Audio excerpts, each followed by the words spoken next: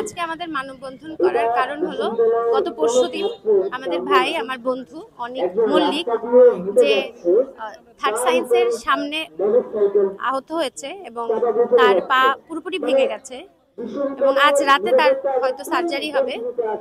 এটা বিশ্ববিদ্যালয়ের মধ্যেকার ঘটনা, বাইরের ছেলেপেলে বা বিশ্ববিদ্যালয়েরই হোক, ওভার স্পিডিং এর কারণে আজকে আমার বন্ধুর এই অবস্থা। এটা বিশ্ববিদ্যালয়ের কাছ থেকে আমরা বাদী হয়ে মামলা করার আশা করছি। সেই সাথে বিশ্ববিদ্যালয়ের মধ্যে যে সকল রাস্তায় ফুটপাত নেই সেই জায়গায় ফুটপাত দেওয়ার আমরা দাবি জানাচ্ছি। এবং অনেকের বিষয়ে যদি বলি, অনেকের যে ক্ষতি হয়েছে এবং যে চিকিৎসা বাবদ খরচ প্রয়োজন এবং পরবর্তীতে তার যে ক্ষতিপূরণ, সবকিছুই আমরা প্রশাসনের কাছ থেকে দাবি করছি। সেই সাথে বিশ্ববিদ্যালয়ের যতগুলো রাস্তা প্রচন্ড পরিমাণ ভঙ্গুর অবস্থায় রয়েছে, চারুকলার রাস্তা, স্টেশন বাজারের রাস্তা, ছেলেদের হলগুলোর রাস্তা, বিনোদপুরে যাবার রাস্তা, সেই সকল রাস্তায় অতি সত্বর যেন মেরামত করে সেই আহ্বানটাও আমরা প্রশাসনের কাছ থেকে জানাচ্ছি।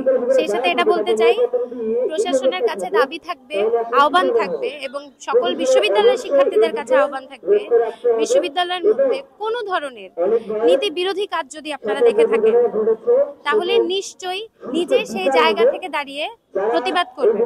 তার মানে এই নয় যে অযৌক্তিক কোনো কিছুর প্রতিবাদ করবেন। আজকে ওভার স্পিডিং দেখছেন, আপনি সাথে সাথে প্রশাসনকে জানান এবং যেই রুটে যায় পরবর্তীতে বিশ্ববিদ্যালয়ের ছেলেপেলে বুঝতে পারে পরে সে কোন রুটে যাবে, ফলে সেগুলো আটকানো খুবই সহজ।